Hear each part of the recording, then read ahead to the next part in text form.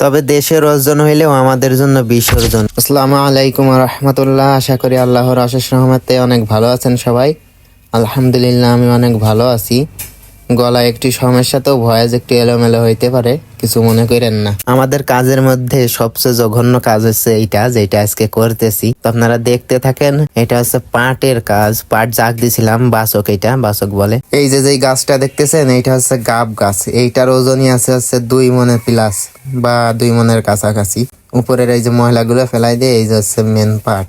আমি যেই পুকুরে বর্তমান আছি, আমার পুরা গতর, মানে গতর হচ্ছে আমাদের লোকাল ভাষা, গতর মানে হচ্ছে শরীর, ঠিক আছে? আমার পুরা শরীর হচ্ছে চুলকাইতেছে। আমি যদি এই পানির কথা বলি, এই পানির কার সাথে তুলনা করবো? কিছুর সাথেই তো তুলনা করার মতো খুঁজে পাইতেছি না। মনে করেন যে আপনার বাথরুমে যাই হাউসটা, তার থেকেও অনেক অংশে, কিছু অংশে খারাপ, কিছু অংশে ভালো। হ্যাঁ, কি পরিমাণে গন্ধ, পাট পচা গন্ধ। এখনো তো তেমন পুকুর দেখতেছেন ফাঁকা। এই বাসক ওঠানোর পরে এই যে গাছ কাটবো, একদম এই পুকুর ভরে যাবে পাটে। হ্যাঁ, তখন যে কি পরিমাণ গন্ধ হবে, জোক হবে, তারপরে অনেক পোকা হবে, গাও কামড়াবে, পানিতে চুলকাবে।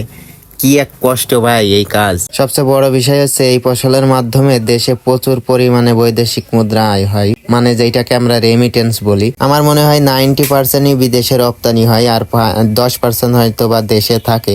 তো এটার মাধ্যমে প্রচুর পরিমাণে রেমিটেন্স আয় হয় বাংলাদেশের, যেটা আর কি বাংলাদেশের অনেক বড় একটা অর্জন বলতে পারেন কৃষি খাতে। তবে দেশের অর্জন হইলেও আমাদের জন্য বিসর্জন। কেন এটা বললাম? আমাদের অনেক কিছু বিসর্জন দিতে হয়, যেমন লজ্জা, ঘৃণা। কারণ এই পাট, মনে করেন যে পানিতে জাগ দেই, তারপরে অনেক পরিশ্রম করতে হয়, মাঠ থেকে কাটা, মানে সর্বোচ্চ কষ্ট, ফসলের সর্বোচ্চ কষ্ট হচ্ছে এই পাটে। বুঝাইতে পারবো না স্টেপ বাই স্টেপ যদি আপনাদেরকে না দেখাই। যদিও স্টেপ বাই স্টেপ দেখানোর এখন সিস্টেম নাই, কারণ আমার কাছে ফুটেজ নাই পরিপূর্ণ ফুটেজ থাকলে আপনাদেরকে দেখানোর চেষ্টা করতাম। তবে ইনশাল্লাহ সামনে এবার আপনাদেরকে দেখানোর চেষ্টা করব, যদি আল্লাহ তাআলা বাঁচিয়ে রাখেন এবং সুস্থ রাখেন, এবং আমি যদি এই কাজ করতে পারি, ইনশাল্লাহ আপনাদেরকে পরিপূর্ণ দেখানোর চেষ্টা করব।